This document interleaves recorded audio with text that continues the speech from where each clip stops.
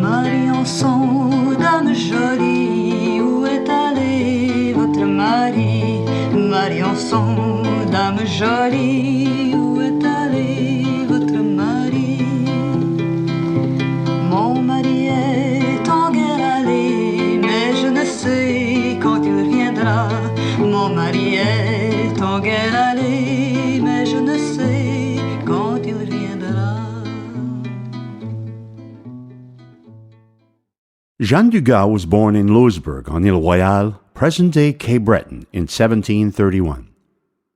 She is the last of 9 children born to Joseph Dugas and Marguerite Richard. Joseph, her father, was a carpenter, a coastal navigator, and trader. The life story of Jeanne Dugas offers a realistic image of the experiences and viewpoints of Acadian women in the 18th century during a pivotal period in Acadian history in Canada. Jeanne and her family lived for more than 30 years under direct threat of capture and deportation by the British militia. Jeanne Dugas and her family would flee to avoid capture and found refuge with other Acadians along the Gulf of St. Lawrence. Finally, in 1761, Jeanne and her family are captured by the British. She and her family are taken prisoner following a raid on refugee camps and were detained on George's Island near Halifax. They would be imprisoned for 3 years, where 3 of her 4 children would die. Once they were released shortly after the end of the 7 Years' War, they sought refuge on Ile Madame in Cape Breton, and finally to the area now known as Cheticamp, where they would be part of the founding families of that community. J'aperçois une clarté en entrant dans la ville. J'aperçois une clarté, c'est la clarté de la belle qui vient de se coucher. Dans sa jolie chambrette, elle va se reposer.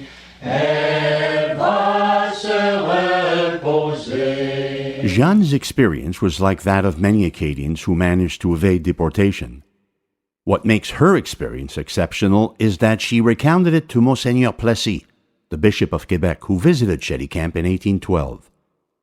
He wrote about meeting her and the story she told him in a pastoral letter, and I quote, "Worthy of note is that I met at Cheticamp on Cape Breton Island in July of 1812 Jeanne Dugas, aged about 80 years then, the widow of Pierre Bois, who told me she had been born in Louisbourg, Cape Breton, and later of living on Ile Saint-Jean, after that at Remchick in Acadia, then again to Cape Breton, from there again to Remchick, then to Ile Saint-Jean a second time, then a third time to Remchick, from there to Restigouche, from Restigouche to Halifax, from there to Arichat, then to the Magdalene Islands, then to Cascapedia, and from Cascapedia to Cheticamp, and of never going to bed without supper." End of quote. Jeanne Dugas mentions being displaced about 15 times during her entire life. Despite all of these moves, the persecution and imprisonment, Jeanne was always able to care for her family. Jeanne died in 1817 at the age of 86 and is buried in Cheticamp. On August 15, 2016, in Cheticamp, Nova Scotia, Historic Sites and Monuments Board of Canada unveiled a plaque honoring Jeanne Dugas. Historian Anne-Marie Lane Jonah refers to Jeanne Dugas as a real, complex, and tough Acadian woman. And tough she was. The life story of Jeanne Dugas illustrates the experiences of Acadians in the second half of the 18th century.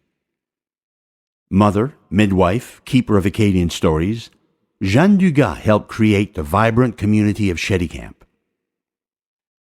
Jeanne Dugas embodies the resourcefulness and resilience of Acadian women who survived through 50 years of upheaval and war.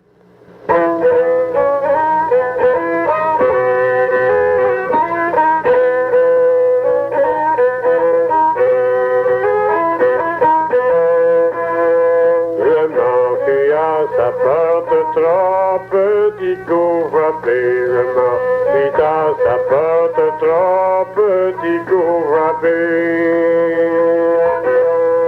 Endormez-vous, sommeillez-vous, belle Nanon.